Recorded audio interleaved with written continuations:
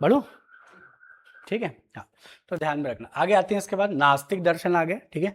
तो नास्तिक में सबसे पहले चारवाक पढ़ोगे तो ही फायदा होगा क्या? बिल्कुल, चारवाक पढ़ने से ज्यादा फायदा होगा। तो चारवाक में ज्ञान मीमांसा, तत्व मीमांसा और सुखवाद, इसका पूरा सिलेबस उठा दिया उसने। मुझे लगता है कि जो सिलेबस बनाने वाला बंदा है ना, वो नास्तिक बंदा है, ठीक है, या फिर अनिश्वरवादी है, क्योंकि उसने क्या किया, चारवाक का सारा टॉपिक उसने डाल दिया है। बड़ा पसंद करता होगा चारवाक को, ऐसा लगता है, ठीक है। लेकिन हैरानी भी होती है कि यार क्वेश्चन क्यों नहीं पूछ रहा है इसमें से, क्वेश्चन इसमें ज्यादा डिटेल नहीं पूछा उसने। आगे इसके बाद जैन दर्शन। तो जैन दर्शन में देखो यहाँ पर एक टॉपिक है जीव का स्वरूप, एक टॉपिक दिख रहा है जीव का स्वरूप। अभी जो जीव का स्वरूप है ना, इसको समझे बिना अनेकांतवाद नहीं समझ में आएगा। कुछ लोग क्या करते हैं, वो अनेकांतवाद पहले पढ़ाते हैं। अरे भैया इसको पहले पढ़ाओ, क्योंकि बहुअर्थी रूप में जब लोगे तो बहुअर्थी रूप में लोगे तो अनेकांतवाद समझ में आएगा। यानी एक जीव नहीं अनेक जीव है, ऐसा वाला जब समझोगे तो आएगा। साधवाद और पंच महाव्रत, बहुत ही आसान है ये। इसके बाद बौद्ध दर्शन है, इसमें प्रतीत समुत्पाद अभी भी चर्चा की है, ये कारणता सिद्धांत है। अब ये भी इसका क्रम है ना, ठीक है, हालांकि सीजीपीएससी ने गलत क्रम दिया है इसका। तो यहाँ पर देखो यहाँ आप जो देख रहे हो, अष्टांग मार्ग बिल्कुल अलग है। पहले आप पढ़ोगे प्रतीत समुत्पाद, और प्रतीत समुत्पाद पढ़ोगे तो समझ में आएगा क्षणिकवाद, ठीक है, सॉरी अनित्यवाद। और अनित्यवाद जब पढ़ोगे तब क्या समझ में आएगा, तब आपको समझ में आएगा क्षणिकवाद। और क्षणिकवाद जब पढ़ोगे तब समझ में आएगा अनात्मवाद। ये इसका क्रम है बकायदा, ठीक है, आप लिख लो, क्रम से लिखना, ठीक है। अष्टांग मार्ग को पहले लिख ले रहना। पहला नंबर पर प्रतीत समुत्पाद, दूसरे नंबर पर अनित्यवाद, तीसरे नंबर क्षणिकवाद, चौथे में अनात्मवाद। हाँ तब भी ठीक है, हाँ ठीक है, कोई दिक्कत नहीं है ना। लेकिन ध्यान रखना ना, इसको कॉपी में लिखना ही लिखना है। मैं क्यों बोल रहा हूं, क्योंकि देखो मेरे अनुसार सिलेबस जब जमाए होगे तब सिलेबस देखते ही क्या होगा, कॉन्सेप्ट एकदम क्लियर हो जाएगा, गलतियां नहीं होंगी।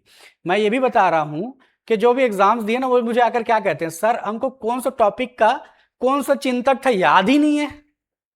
क्यों याद होगा भाई, आप सिलेबस चर्चा तो किए नहीं है। ये प्रॉब्लम है एक ठो। सोचो ना, अगर टॉपिक पूछ दिया और आपको चिंतक का पता नहीं है, तो कोई भी चिंतक उठा के लिखोगे प्रीतेश सिंह राजपूत की तरह, वही किया वो।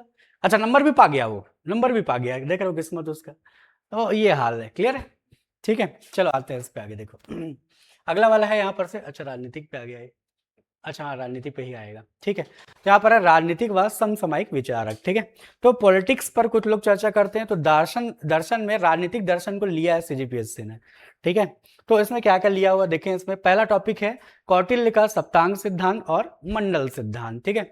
तो सप्तांग सिद्धांत जानते हो 2017 में इतिहास में पूछा था, लेकिन अब तो पूछेगा नहीं, क्योंकि 18 में किस में डाल दिया, दर्शन में डाल दिया।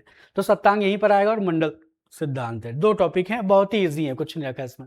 इसके बाद गुरु नानक जी का है सामाजिक नैतिक चिंतन, ठीक है, समाज और नैतिकता के स्तर पर क्या वो सोचते हैं। इसके बाद फिर गुरु घासीदास जी का सतनाम पंथ की विशेषताएं, ये लगभग छत्तीसगढ़ में पढ़ चुके होते हो, लेकिन फिर भी थोड़ा डिटेल में बताता हूँ उस पर, मुझे बहुत पसंद आता है ये टॉपिक भी। इसके बाद है वल्लभाचार्य जी का पुष्टि मार्ग, है ना। इसके बाद आता है स्वामी विवेकानंद का व्यवहारिक वेदांत और सार्वभौम धर्म, ठीक है। ये पहले भी था सिलेबस के, 2017 वाले सिलेबस में भी था ये। तो व्यवहारिक वेदांत नहीं था, सार्वभौम धर्म पहले से था, व्यवहारिक वेदांत एक नया जुड़ा हुआ है और बहुत ही कमाल का टॉपिक है। अब देखो कई लोग क्या कर रहे हैं, यही सीधा पढ़ रहे हैं, अरे भैया पहले अद्वैत वेदांत पढ़ना पड़ेगा, और अद्वैत वेदांत का व्यवहारिक रूप क्या है, व्यवहारिक वेदांत है। तो अगर अद्वैत वेदांत नहीं समझ में आया तो व्यवहारिक वेदांत आएगा ही नहीं समझ में, ठीक है, क्योंकि उसको दोनों को बार बार जोड़ोगे, पैरेलल जब जोड़ोगे तो समझ में आएगा कि यहाँ पर स्वामी विवेकानंद क्या चेंजेस ला रहे हैं या क्या व्यवहारिकता लेकर के आ रहे हैं, वो समझ में आएगा, ठीक है। आगे देखो इसके बाद फिर श्री अरविंद का समग्र योग और अतिमानस, बहुत ही सरल है। इसके बाद महात्मा गांधी जी का अहिंसा, सत्याग्रह और एकादश व्रत, ये 3 टॉपिक है। लेकिन यहाँ पर से क्या कर रहा है, अहिंसा सत्याग्रह तो पढ़ाया ही। अब सत्याग्रह में मेरे को लगा था कि ये क्या करेगा, केवल सत्याग्रह पूछेगा, लेकिन उसने आगे बढ़ गया सत्याग्रह से ना, 2019 में शायद गया था ये, उसने पूछा सत्याग्रह की तकनीकें क्या है, ऐसा पूछा हुआ है। तो सत्याग्रह की तकनीकें जब जाओगे 4-5 तकनीकें इसके अंतर्गत आएंगी, ठीक है। तो केवल ये सत्याग्रह नहीं है, इसमें सत्याग्रह की तकनीकें भी आएंगी, ठीक है। इसके बाद है डॉक्टर भीमराव अंबेडकर का सामाजिक चिंतन है उनका। देखो यहाँ पर नैतिक चिंतन नहीं है ना, नैतिक गुरु नानक जी का है। यहाँ पर कुछ लड़के क्या किए, सामाजिक नैतिक चिंतन लिख करके आ गए। भैया नैतिक चिंतन पर बात नहीं है, मतलब सिलेबस में नहीं कहा है। डॉक्टर अंबेडकर का है नैतिक चिंतन, लेकिन वहां पर केवल किसकी बात की जा रही है, सामाजिक चिंतन। इसका मतलब वो किस पर बात करने वाले हैं, डॉक्टर अंबेडकर का एक ही दर्शन है, सबसे बड़ा दर्शन है उनका, हालांकि बाकी चीजों पर भी उन्होंने बात करी। तो क्या है उनका दर्शन, सामाजिक न्याय। तो यहीं पर बात करते हैं सामाजिक न्याय की, तो वहां पर हम बातें करेंगे, है ना। आगे इसके बाद फिर दीनदयाल उपाध्याय, इनका एकात्म मानव दर्शन, ठीक है। ये एक बड़ा उलझा सा टॉपिक है, ठीक है, और विवादित टॉपिक भी है, ठीक है। जो बहुत गहरा इसको जानता है उस पर लेकर के जाएगा, लेकिन मैं विवाद में लेकर नहीं जाऊंगा, समझा दूंगा जरूर, लेकिन कैसे बच के निकलना वो उस पर मैं आ जाऊंगा। ठीक, ये हो गया। अगला आ जाओ, उसके बाद फिर ये आ गया हमारा पाश्चात्य दर्शन। ठीक है, यहाँ पर हेडिंग डालना और लिखना का लिखना ही है। क्यों बोल रहा हूं, अगर आपको ये क्रम समझ में आ गया तो क्रम समझने के कारण क्या करोगे, आप पूरा सिलेबस बहुत अच्छे से निपटा पाओगे। ठीक है, इसका क्रम बहुत विशेष महत्व रखता है। तो पाश्चात्य दर्शन हेडिंग डाल लो, और पाश्चात्य दर्शन में पहला जो हेडिंग आएगा वो है ग्रीक दर्शन। ठीक है, ग्रीक दर्शन या ग्रीस वाले दर्शन कहोगे तब भी ठीक है ना। तो यहां से एक चीज हम थोड़ा देखेंगे ना, तो देखो यहां पर से ग्रीक दर्शन, जब भी हम बात करते हैं ग्रीक दर्शन की, तो ग्रीक दर्शन में प्लेटो और अरस्तु बस नहीं आते, इसमें और कौन आता है, इसमें एक और चिंतक आते हैं जिनका नाम है सुकरात। ठीक है, तो सुकरात, प्लेटो और अरस्तु, यही तीनों किस में आते हैं, ग्रीक दर्शन में आते हैं। ठीक है, तो क्या सुकरात नहीं है, बिल्कुल नहीं है, सिलेबस में नहीं है सुकरात। ठीक है, लेकिन कुछ लोग मार्केट में सुकरात भी पढ़ा रहे हैं। ठीक है, वो ज्यादा होशियारी झाड़ रहे हैं जबरदस्ती का।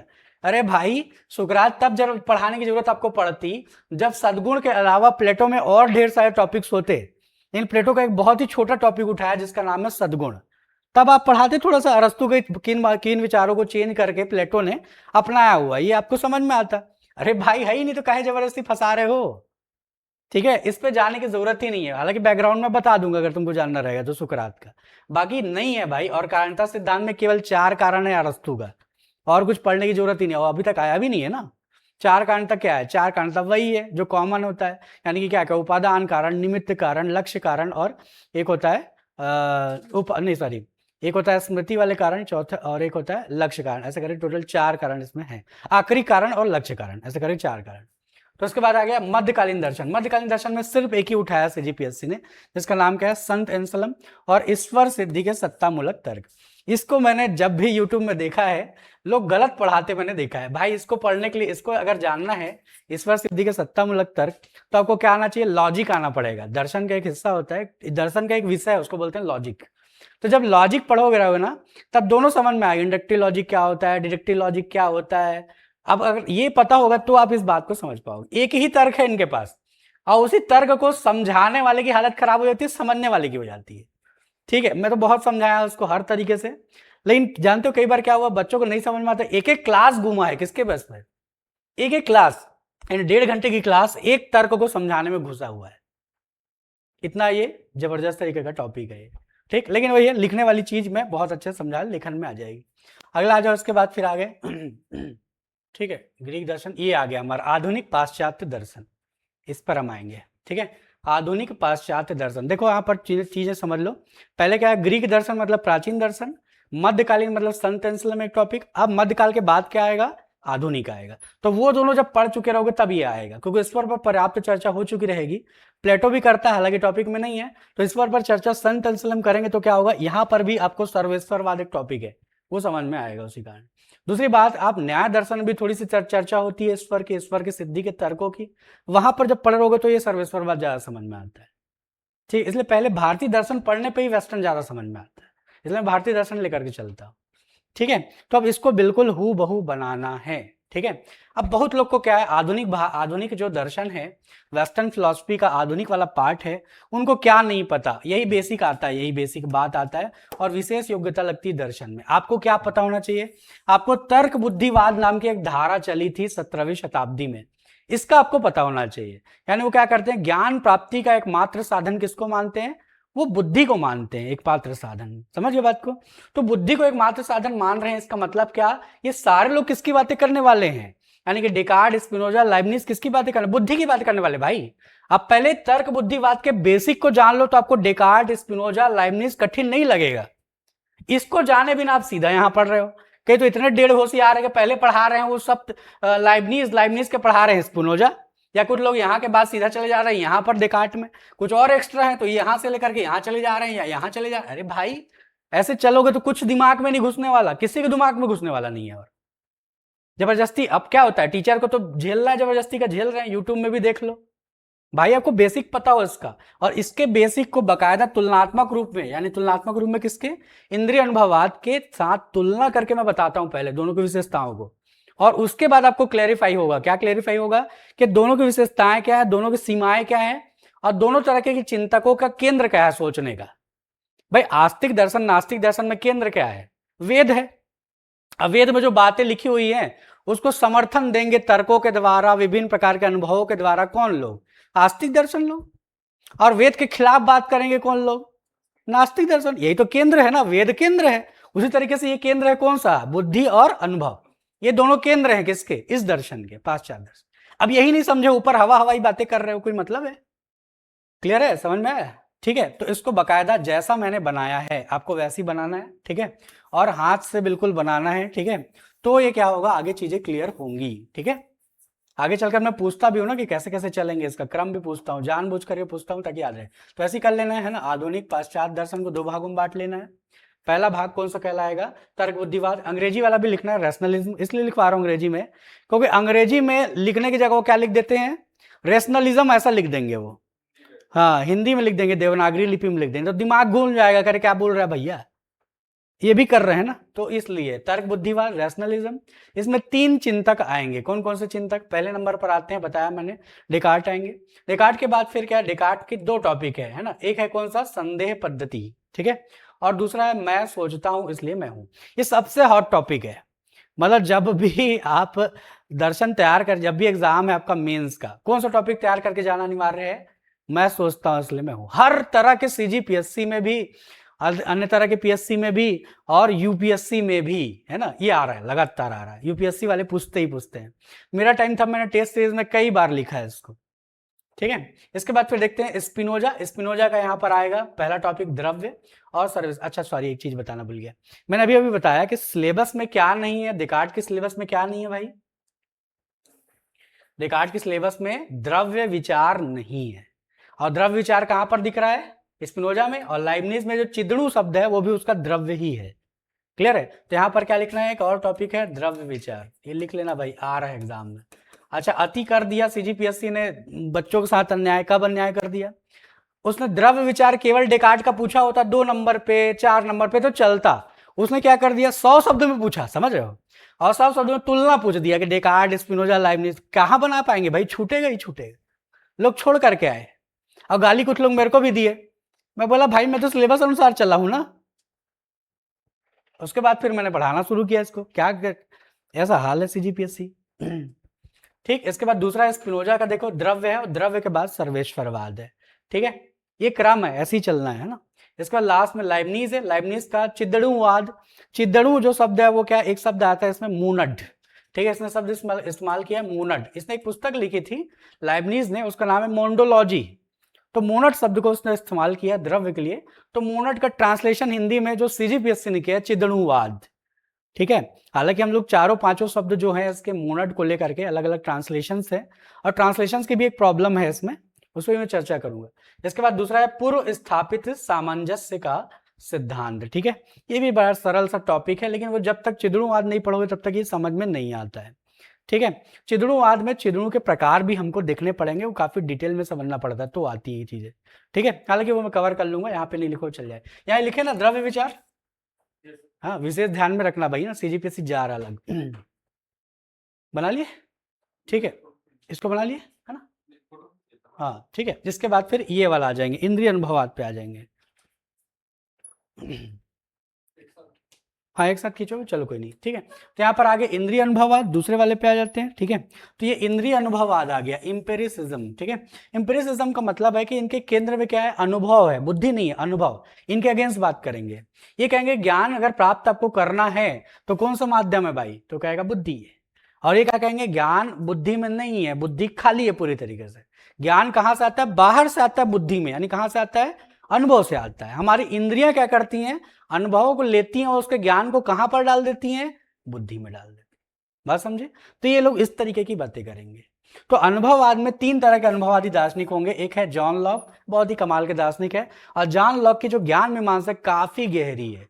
ये लोग क्या करते हैं, हवा हवाई पढ़ा के निकाल देते हैं, अरे भाई वैसा नहीं है, पूरा एक चार्ट है इसका, एकदम लंबा चार्ट है, वो पूरा लंबा जब चार्ट पढ़ोगे तब जाके आपको बर्कले समझ में आएगा, क्योंकि ये क्या है, लॉक के विरोधी कौन होंगे, बर्कले होंगे। क्लियर, इसके बाद बर्कले के विरोधी कौन होंगे, ह्यूम होंगे। तो ये पूरा क्रम है ये। अच्छा, ये जो भी अनुभव की बात करेगा, ये भी अनुभव की बात करेगा, ये भी अनुभव की बात करेगा। तो आपको केंद्र में समझना पड़ेगा कि अनुभववाद की विशेषताएं क्या है, उसकी सीमाएं क्या है, तब जाकर के आपको ये समझ में आएगा। क्लियर है? ठीक। अब क्या होगा, ये दोनों पकड़ लिए, दोनों धारा, ये दोनों धारा आप देखो कैसे चल रही है। डेकार्ट का विरोधी स्पिनोजा, स्पिनोजा का विरोधी लाइबनीज, लाइबनीज का विरोधी कौन हो गया फिर इधर से, या पूरे पूरे बुद्धिवाद का विरोधी कौन हो गया, लॉक हो गया। ठीक है, अब लॉक ने एक नया वाद शुरू कर दिया, अनुभववाद। अब लॉक का विरोधी कौन हो गया, बर्कले, बर्कले का विरोधी कौन हो गया, ह्यूम। अब ह्यूम ने संदेहवाद ला दिया, संदेहवाद में कहा कि ज्ञान ही संदेह, पूरा पूरा जिंदगी ही संदेह, हर चीज में क्या है, संदेह डाल दिया। यहां से दर्शन आगे ही नहीं बढ़ने लगा। तो एक और व्यक्ति पैदा हुआ, बहुत ही दिमाग वाला आदमी, जिसका नाम है कांट। तो कांट ने क्या किया, एक समीक्षावाद दिया, या समन्वयवाद भी उसको बोलते हैं। समन्वयवाद मतलब क्या है, पकड़ा इंद्रिय अनुभववाद को और तर्क बुद्धि दोनों को क्या कर दिया उसने, समीक्षा कर दिया दोनों का, और दोनों को मिला दिया, और मिलाने के बाद समीक्षावाद पैदा हुआ। और जो समीक्षावाद है, केवल समीक्षावाद सीजीपीएससी में नहीं है, इसमें क्या पूछ दिया है, एक टॉपिक सीजीपीएससी में इसका आउट ऑफ सिलेबस गया हुआ है। ठीक है, और ये जटिल टॉपिक्स में से सबसे जटिलतम टॉपिक्स ये मान सकते हो आप। ठीक है, तो देखो इसमें संश्लेषणात्मक, अरे इसमें नहीं दिखेगा, रुको मैं ब्लैक कलर ले रहा हूँ, संश्लेषणात्मक, संश्लेषणात्मक है ना, प्रागानुभविक है ना, प्रागानुभविक, प्रागानुभविक निर्णयों की संभावना, प्रागानुभविक निर्णयों की संभावना, ये आएगा इसमें, संश्लेषणात्मक प्रागानुभविक निर्णयों की संभावना। ठीक, ये टॉपिक पे गया हुआ है सीजीपीएससी। अब मुझे क्या लगने लग गया कि यहाँ पर गया है, इसका मतलब क्या होगा, एक और टॉपिक है जिसमें हो जाएगा, वो है देश और काल। तो मैंने क्या किया, देश और काल तैयार करवाया, जब भी पढ़ाया है देश व काल, तो एक टॉपिक ये भी आएगा सीजीपीएससी में। ठीक है, क्योंकि देखो संश्लेषणात्मक प्रागानुभविक निर्णय जब पढ़ोगे ना, तब आपको देश और काल की अवधारणा जो ह्यूम ने दी है अपने संस्कारवाद में, वो समझ रहोगे, तब आपको ये समझ में आएगा। ठीक है, इसलिए ये आपको समझना है। क्लियर हो गया? तो ये इतना, ये मतलब कहना चाहिए कि वेस्टर्न फिलॉसफी का सबसे हॉट टॉपिक है, और सबसे बच्चों की दृष्टि से कहना चाहिए जटिल टॉपिक है। हालांकि मेरे साथ रहोगे तो कोई जटिलता इस पर नहीं होगी, मैं बहुत ही व्यवहारिक उदाहरणों से इसको लेकर चलूंगा। ठीक है, बढ़ो इस पर, है ना। चलो आते हैं इसमें हम लोग आगे।